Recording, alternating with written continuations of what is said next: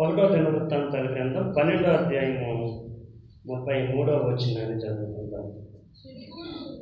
జెబూలూనీయులలో సకల విధమైన యుద్ధాయుధములను ధరించి యుద్ధమునకు పోదగిన వారును యుద్ధపు నేర్పులు గలవారును మనస్సునందు కొరకు లేకుండా యుద్ధము చేయగలవారును 50,000 మంది. స్తోత్రం. ప్రార్థన చేసుకుందాం. అక్కడ మరొకసారి ఆ మాట తీసి ఉంచుకోండి. నేను చెప్తున్నాను. ఒకటో దినవృత్తాంతాల గ్రంథము 12వ అధ్యాయము 33వ వచనం. ప్రార్థన చేసుకుందాం. స్తోత్రమయ్యా పరిశుద్ధుడా యేసు ప్రభువా, నీకు వందనాలు, స్తోత్రాలు. వాక్యం ద్వారా మీరు మాతో మాట్లాడండి. ఇంతవరకు జరిగించిన ప్రార్థనలు బట్టి నీకు స్తోత్రాలు. ఈ సమయంలో కూడా వాక్యము కొరకు మేము ప్రార్థిస్తుండగా కృపను తెలుసు.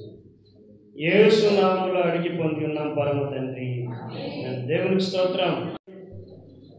ఆ మాట మీరంతా ఆ మాటను మీరందరూ ఒకసారి మరలా చెప్తున్నా. ఒకటో దినవృత్తాంతాల గ్రంథం 12:33 గట్టిగా ఎవరైనా ఒకరు.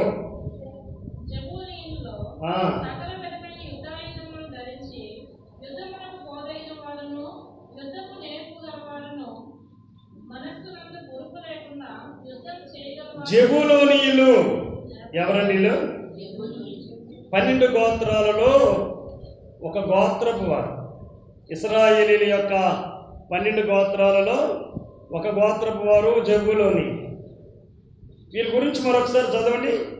మొట్టమొదటిగా నేను ఒక 5 పాయింట్లు మీ ముందు పెట్టాలనుకుంటున్నాను. మొదటిది, మరొకసారి ఆ మాట చదవండి అందరూ చూసి. యుద్ధాయుధములను ధరించి. చూడండి, ఇక్కడ ఒక 5 పాయింట్లు మీకు చెబుతున్నా ప్రియులారా. రాయ్.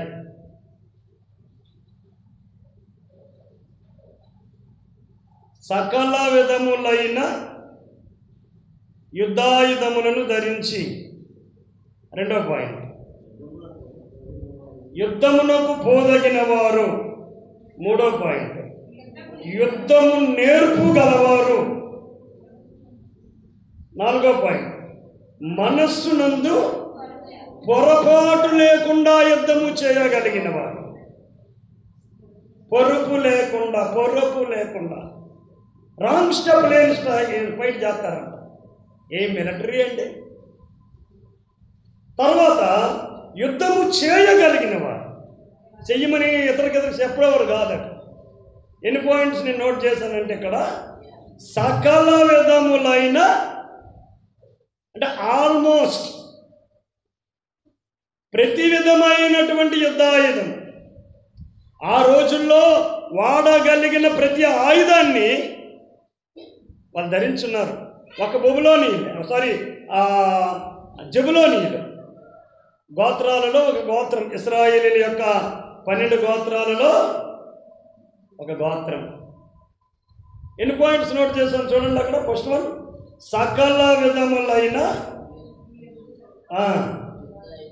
యుద్ధాయుధములను ధరించువారు. తర్వాత యుద్ధమునకు.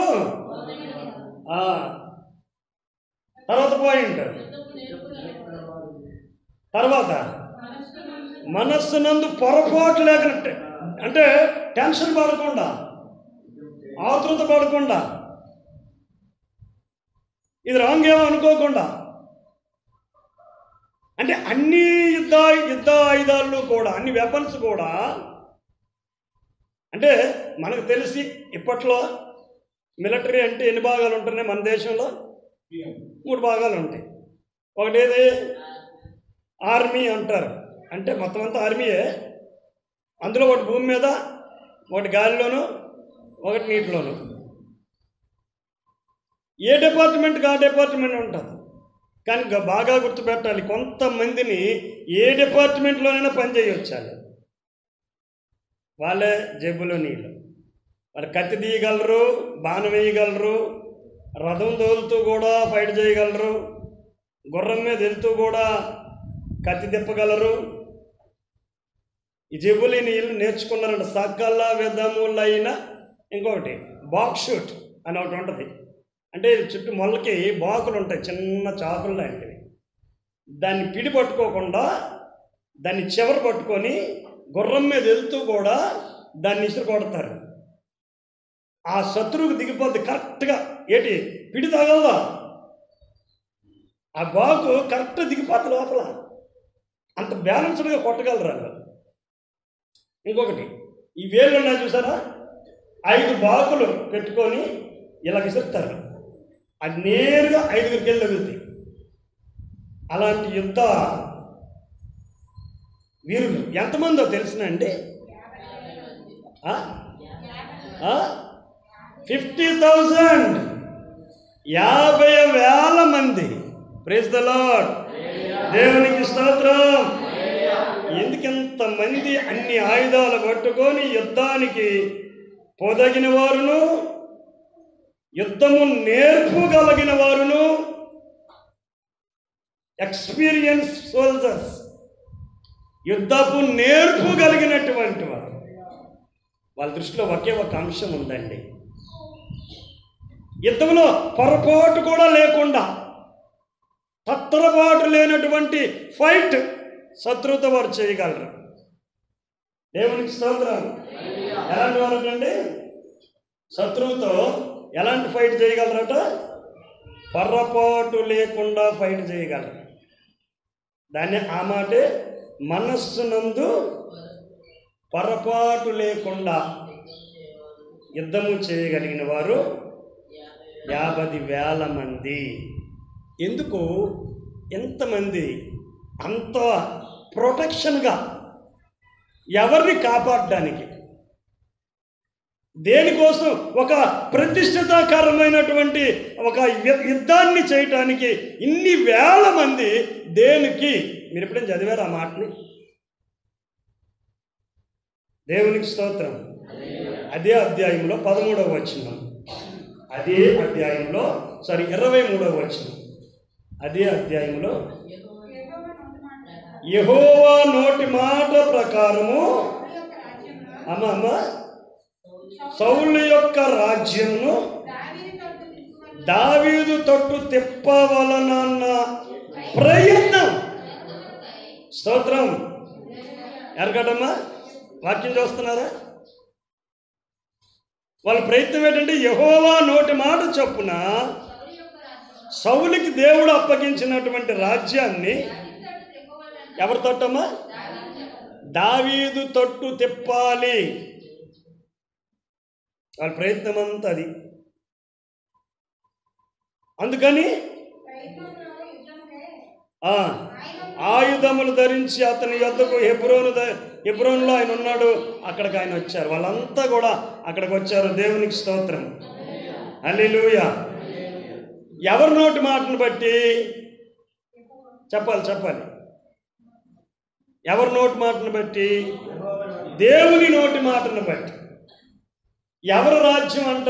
దేవుడు సౌలుకి ఇచ్చినటువంటి రాజ్యం. మరి దావీదు తట్టు ఎందుకు తిప్పుతున్నారు అంటే సౌలు అందుకు వర్కౌట్ కాల. సౌలు పరిపాలన చేయటానికి పనికి రావట్లా. సొంత వ్యవహారాల మీదే. వింటున్నారా? చూడాలి నా వైపు. సౌలు రాజు దేవుని రాజ్యం లేదా ఈ యొక్క ఇశ్రాయేల్ రాజ్యాన్ని నిర్మించడంలో సౌలు ఫెయిల్ అయ్యాడు కనుక ఇంత భయంకరమైనటువంటి మిలిటరీ ఉన్నా ఆ మిలిటరీని తన దేశాన్ని కాపాడడానికి సౌలు ఉపయోగించుకోలేదు. ఇదే మాట 37వ వచనంలో కూడా ఒక మాట ఉంటుంది. అదే అధ్యాయంలో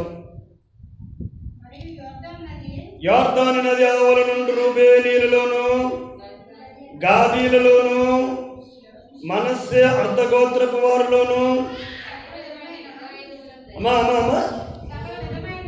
సకల విధములైన యుద్ధాయుధములను ధరించి యుద్ధశూరులై దావీదును ఇశ్రాయేలు మీద రాజుగా నియమించవలనన్న కోరిక ప్రైజ్ ది లార్డ్ హృదయమందు కలిగిన వారు. ఒక కసి. ఇక మనకి ఈ సౌలుతో ప్రయోజనం లేదు. అన్ని రకాల వెపన్స్ పట్టుకొని ఆ ప్రొటెక్షన్ ఏదో, ఆ సెక్యూరిటీ ఏదో మనం దావీదుకి ఇస్తే అతడు పైన దేవుని రాజ్యాన్ని కట్టగలడు, క్రింద మనకి ఆయన రాజ్యాన్ని చూపించగలడు. దేవునికి స్తోత్రం. హల్లెలూయా. చూడండి ఏంటంట రాయబడిన మాట, దావీదును ఇశ్రాయేలు మీద రాజుగా నియమించవలనన్న కోరిక హృదయమందు కలిగిన వారై అమ్మా ఆయుధాలు ధరించి వస్తున్నారండి. ఈయన దావీదు ఏమైనా రాజు అండి? దావీదు రాజా? ఎంత ప్రొటెక్షన్ ఉంది దేశానికి? ఒక కత్తి ఒకటి తిప్పగలడు, గుర్రం మీద ఒకటి వెళ్ళగలడు, గుర్రం మీద వెళ్ళాడు కత్తి తిప్పగలడు, కత్తి తిప్పినాడు గుర్రం మీద వెళ్ళగలడు, బాణం వేయగలడు. ఇంకొక విషయం, గుర్రాల మీద వెళ్తూ కూడా బాణాలు వేసిన వాళ్ళు ఉన్నారు, గురి తప్పకుండా. గుర్రం ఎంత స్పీడ్గా వెళ్తుంది, బాణం కూడా వేస్తుంటాడు.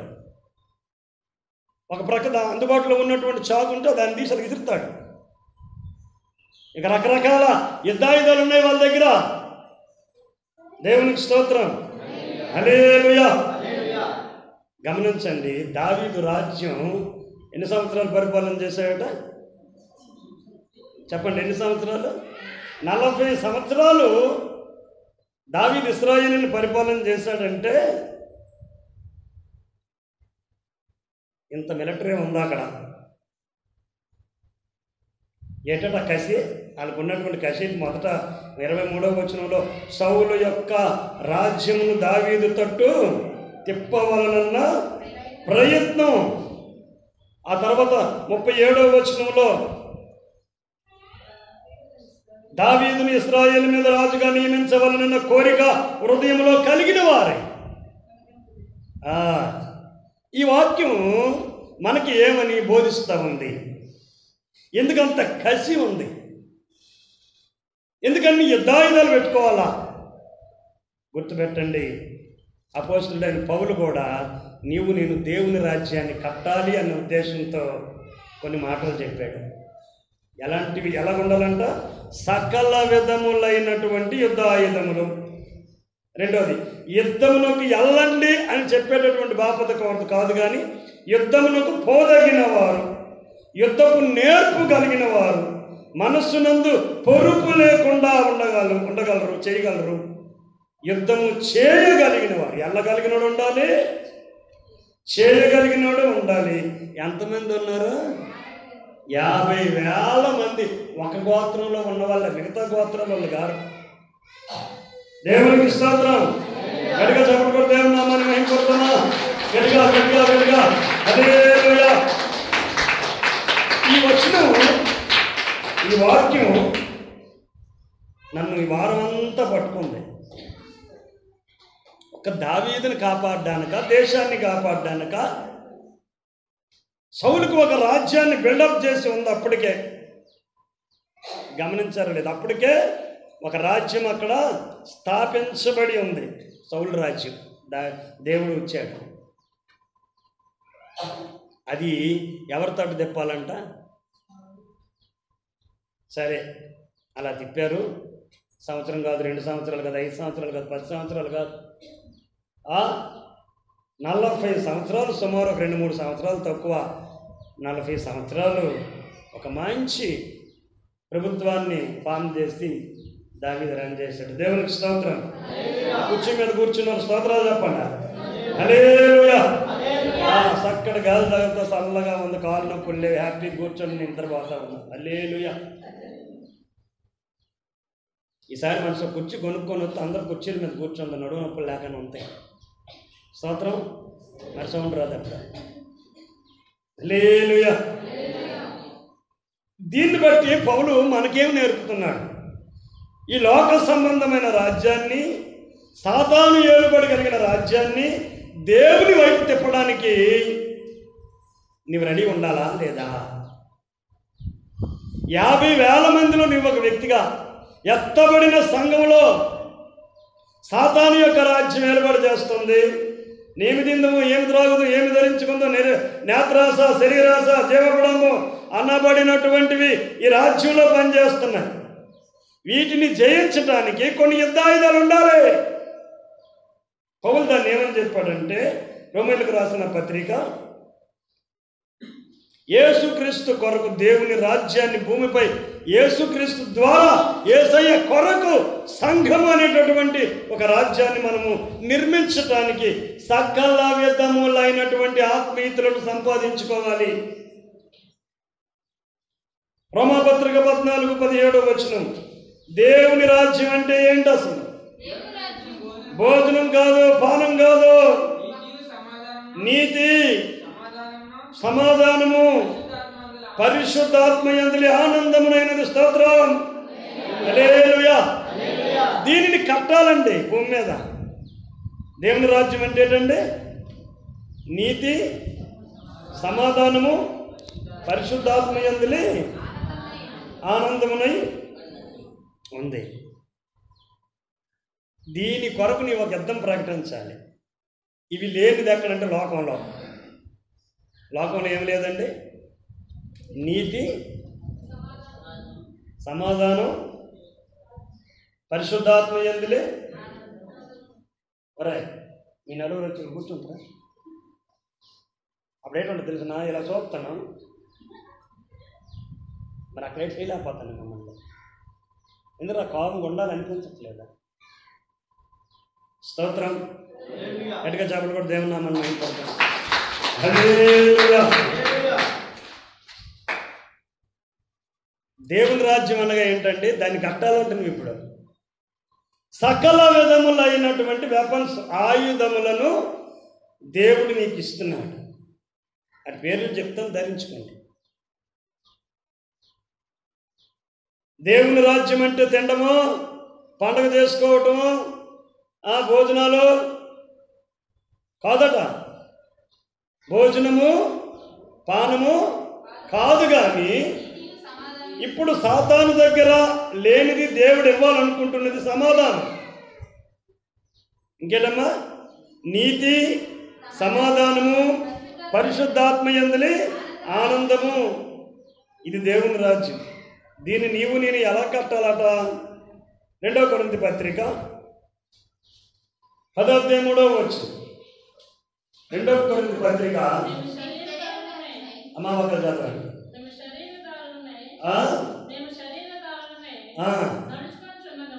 మేము శరీరదారులమై నడుచుకుంటున్నాను, శరీరం ప్రకారము యుద్ధం చేసే వాళ్ళమే కాము. అమ్మా తలపైకి ఎత్తి వినాలి. మా యుద్ధోపకరణములు శరీర సంబంధమైనవి కావు. ఎక్కడ? దేవుని ఎదుట దుర్గములను పడద్రోయజాలనంత బలము కలవై ఉన్నాయి. మన యుద్ధోపకరణాలు ఉన్నాయి. వివిధ రకములైన సౌలు రాజ్యాన్ని దావీదు వైపు, దావీదు రాజ్యానికి, దావీదుకి ఇంకా రాజ్యం లేదు, వీళ్ళు తిప్పితేనే వస్తుంది రాజ్యం. దావీదుకి అంత ప్రొటెక్షన్ ఇవ్వడానికి దావీదు దగ్గర ఉన్న హెబ్రోన్లో ఉంటున్న దావీదు దగ్గరికి వీళ్ళందరూ 1000 మంది అన్ని రకాల ఆయుధాలు పట్టుకొని ఎందుకు వెళ్ళారంటే దావీదు దేవుని రాజ్యము కట్టగలడు, వారిని పరిపాలన చేయగలడు. Praise the Lord. నీ ఇంటిని నువ్వు పరిపాలన చేసుకోవాలి.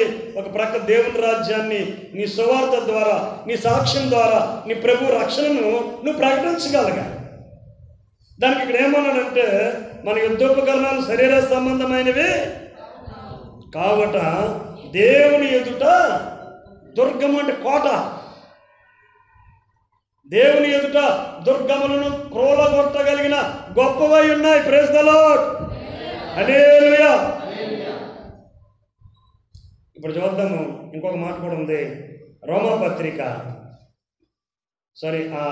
ఎఫెసీ పత్రికలో 6వ అధ్యాయము 10వ వచనం నుండి 18వ వచనం వరకు ఎఫెసీ పత్రిక 6వ అధ్యాయం 10వ వచనం నుండి 8 వచనాల్లో 18వ వచనం వరకు మనం చదివితే, స్తోత్రం, 1 చదవండి. సకల విధములైన ఆత్మ సంబంధమైన యుద్ధోపకరణాలు ప్రియ దేవుని బిడ్డలారా అక్కడ రాయబడి ఉన్నాయి.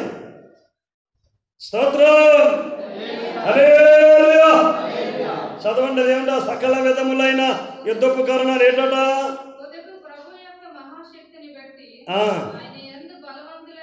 ఫస్ట్ ఏం చేయాలటండి?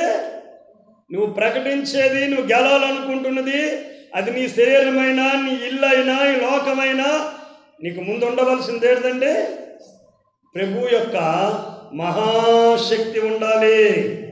స్తోత్రం. దేవుని శక్తి లేకపోతే నువ్వు దేనిని జయించలేవు. ఇప్పుడు చదవండి. ఎవరిని? అపవాది తంత్రములను ఎదిరించుటకు శక్తిమంతులగునట్లు ఏం ధరించుకోవాలనా? దేవుడిచ్చే సర్వాంగ కవచం. ఇప్పుడు పాత నిబంధనలు ఏం చెప్పి చదువుకున్నావు?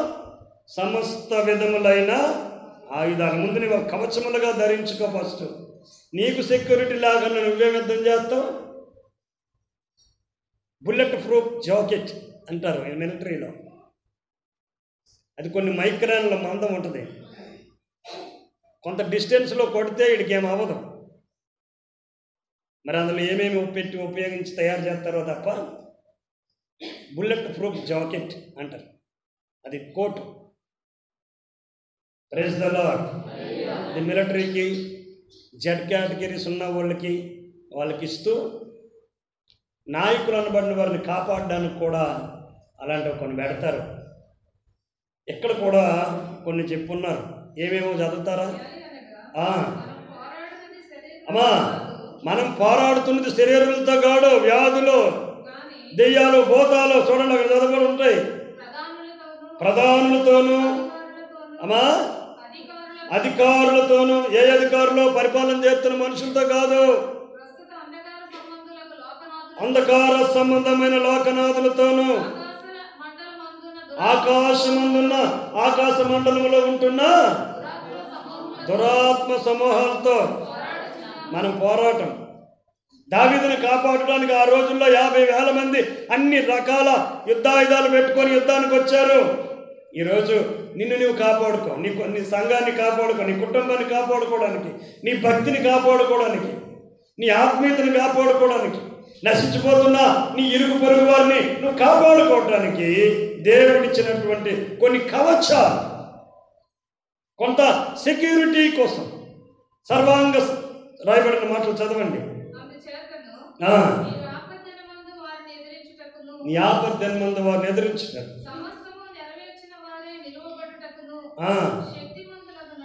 శక్తిమంతులగునట్లు ధరించుకోండి. ఏంటవి? నడుంకి ఏడు పెట్టుకోవాలటండి. సత్యం అనేటటువంటిది బ్యాలెన్స్డ్గా, నీ అవునంటే అవును, కాదంటే కాదు, సత్యంగా మాట్లాడు, అంతవరకే. సత్యము యేసుప్రభువే సత్యం. ఆయనే నీ నడుముకు బలంగా ఉండాలి, నీ ఆత్మీయ జీవితానికి బలంగా ఉండాలి. తర్వాత ఒకటి చదవండి గట్టిగా. అమ్మా, నీతి అని మైమరుపు, పాదములకు సరే. ఏంటమ్మా? నాకు సరిగా వినపడటం లేదు. మైక్ తీసుకొని చదవండి ఎవరైనా. ఈ మైక్ అంతమంది దాటి వెళ్ళాలి, ఇక్కడ ఉన్న వాళ్ళు చదవలేరు. సరే చదవండి. నడుమునకు సత్యమును గట్టి పట్టుకొని, నీతి అను మైమరుపు తొడుగుకొని, పాదములకు సమాధాన సువార్త వలనైన సిద్ధ మనస్సును జోడు తొడుగుకొని నిలువబడుడి. ఇవన్నీ గాక విశ్వాసమును డాలు పట్టుకొనుడి. అమ్మా, డాల్ అంటే దేటమ్మా? విశ్వాసం అంటే ఏడిది? డాలు. అది ఎందుకు ఉండాలి? డాల్ అంటే ఏడిది? పప్పు కాదు. హిందీ మీద డాల్ అంటే పప్పు, తెలుగు మీద డాల్ యుద్ధాయుధం అంటే ఏడుది? దేనికది? దుష్టుడు మామూలు బాణం వేయడండి, అగ్ని బాణం వేస్తాడా? Security, support. నీ విశ్వాసం ఎలాగ ఉండాలంటమ్మా? నీకు కమరేకలాగా ఉండకూడదు. కొంతమంది భక్తులు చూస్తే పడపడి వరుస పెడితే కమరేక బుర్ర మీద వేసుకుని వెళ్ళిపోతాం. అదే ఆ ఫీలింగ్ ఏంటంటే మేము తడట్లేదన్న ఫీలింగ్. ఆల్రెడీ మొత్తం తడిచిపోతారు అక్కడ. మన గొడుగు కాదు అది. ఆ కమ్మకే సెక్యూరిటీ ఉండదు. ఇది బుర్ర మీద వేసుకొని వెళ్ళిపోతూ ఉంటారు తడలేదన్నట్టుగా ఫీలింగ్. అలాంటి సెక్యూరిటీ ఉండకూడదు నీకు. Praise the Lord. హల్లెలూయా. సత్యం ఆ విశ్వాసం అనేది లేకపోతే దుష్టుడు సైతాను నీ మీద బాణమే కాదు, పగటి వేళ ఎగురు బాణమే కాదు, అగ్ని బాణాలు వేస్తాడంట. స్తోత్రం. ఏ బాణం అమ్మా? అది నేతను కొన్ని చెప్పాడు. దేనికట? నీ ఆత్మీయ జీవితాన్ని నువ్వు కట్టుకోవడానికి. Praise the Lord. నీ కుటుంబ జీవితాన్ని నువ్వు కట్టుకోవడానికి, నశించిపోతున్న అన్యజనులను రక్షించుకోవడానికి, దేవుని రాజ్యాన్ని కట్టడానికి, సువార్త ద్వారా దేవుని రాజ్యాన్ని నిర్మించడానికి. హల్లెలూయా, హల్లెలూయా. గట్టిగా చెప్పండి కూడా దేవుని నామమున ప్రైజ్ ది లార్డ్. హల్లెలూయా. ఇవి డాలే కాదండి, ఇంకేముంది అక్కడ? రక్షణ అనేటటువంటి కిరీటం, శిరస్త్రానము అంటే కిరీటం. దేవుని వాక్యము అనబడినటువంటిది ఆత్మ ఖడ్గం. ఇవే సకల విధములైన యుద్ధాయుధాలు ఈ దుష్టుని జయించటానికి. దుష్టుని రాజ్యం, శరీర సంబంధమైన రాజ్యం, లోక సంబంధమైన రాజ్యాన్ని దేవుని రాజ్యముగా, సంఘ సామ్రాజ్యముగా, పరిశుద్ధాత్ముడే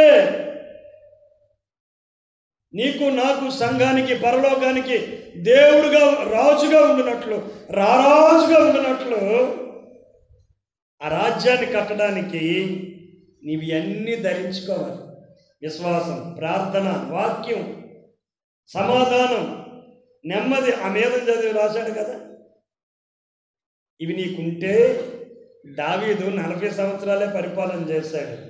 నువ్వు ఈ లోకంలో ఆయుష్ ఉన్నంత వరకు, చనిపోతే పరలోకంలో దేవుని సన్నిధిలో నిత్యము విజయ విహారముతో బ్రతుకుతావు.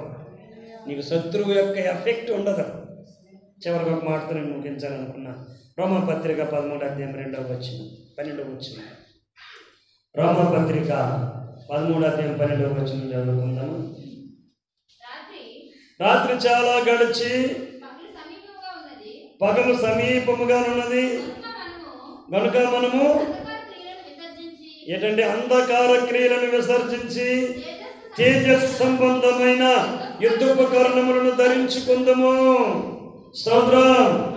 హల్లెలూయా, హల్లెలూయా. ఏమి ధరించుకుంటామండి? తేజస్ సంబంధమైన యుద్ధోపకరణములను ధరించుకుంటాం. ఇప్పుడు చదువుకున్నవి అవే.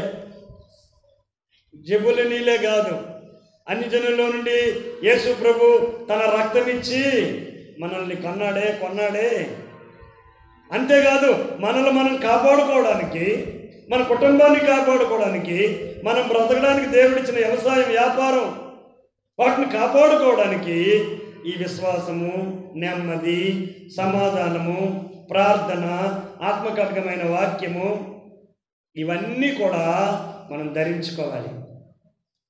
సకల విధములైన వెపన్స్, సకల విధములైన యుద్ధోపకరణములు ఇవి ధరించుకొని ఇంట్లో కూర్చోవడం కాదు. ధరించుకొని ఏం చేశారట? యుద్ధమునకు పోదగిన వాడు. శరీరం మీదకో ఇంటి మీదకో యుద్ధం వచ్చినప్పుడు యుద్ధంలో నిలబడగలవా? యుద్ధం జయించినోడు, యుద్ధం చేసేవాడు దేవుడే. నీవి వీటన్నిటినీ ధరించుకొని, అయ్యా వింటున్నారా? పైకి చూడండి, పైకే. అది సకల విధములైన యుద్ధోపకరణాలు. రెండోది ఏమనండి? యుద్ధమునకు పోయేటటువంటి ఆ దమ్ము, ధైర్యం, నిలబడగలిగిన వ్యాధ, బాధ, బలహీనత, ఆర్థిక ఇబ్బంది, ఇంకా ఏ రకమైనటువంటి సమస్య ఇంటి మీదకి ఒంటి మీదకి వచ్చినప్పుడు నా దగ్గర విశ్వాసం అనేటటువంటి డాల్ ఉన్నది కనుక తేల్చుకుందాం రమన్, తేల్చుదాం రమన్ అన్నట్టుగా ఉండగలిగేటటువంటి. తర్వాత ఏంటో మనస్సులో సందేహం ఉండకుండా యుద్ధం చేయగలిగినటువంటి. దేవునికి స్తోత్రం. అసలు యేసుప్రభు నా పక్షాన ఉన్నాడా? యేసుప్రభు నా పక్షాన ఉన్నాడా? ఎప్పుడు వస్తుంది డౌట్? బాధ వచ్చినప్పుడు, బలహీనత వచ్చినప్పుడు, ఇంట్లోనూ ఒంట్లోనూ ఇబ్బందులు వచ్చినప్పుడు దేవుడు నా పక్షాన ఉన్నాడా? పనికి మాలిన తన ఉన్నాడని దేవుడు చెప్తున్నాడు. విశ్వాసం ఉందా నీకు? అనండి బంగారాజు అన్నాడండి, దేవుడు ఉన్నట్టయితే మీకు ఎందుకమ్మా ఇన్ని కష్టాలని బంగారాజు అన్నాడండి. బంగారాజు అనలేదు, నేనే ఆ బంగారాజు పైన అంటాను అంటదా? ఎవరు అనక్కర్లా, నేను అంటున్నాడా? నిజమే. ఎంతో అయితే నాకు ఫోన్ చేస్తాను, సాధ్యమైనంత ప్రార్థన ఆయనే చేసుకుంటాను. ఇంట్లో కూడా సక్సెస్ అయిపోయిన తర్వాత సాక్ష్యం చెప్తాను. దేవునికి స్తోత్రం, హల్లెలూయా. ముందు నీ యొక్క ఆ విశ్వాసం అనే డాలు నువ్వు ఉపయోగించు. ఫస్ట్ వన్, నీ ఆత్మ ఖడ్గం నువ్వు ఉపయోగించు. ఒక సైనికుడు ఉపయోగించేవి డాలు, కత్తే కదా, వాటిని ఉపయోగించు. దుష్టుని యొక్క రాజ్యాన్ని కూలగొట్టడానికి. అది నీ మీద యుద్ధం ప్రకటిస్తున్నప్పుడు, నీ ఒంటి మీద, నీ ఇంటి మీద, నీ ఆర్థిక విధానాల మీద ఆడు యుద్ధం ప్రకటిస్తున్నప్పుడు నువ్వు పోరాటం చేయి. ఫస్ట్ నీకు చేత కాకపోతే అప్పుడు సంఘ సహవాసం, నీకు ఇంకా చేత కాకపోతే దైవజనుల సహవాసం.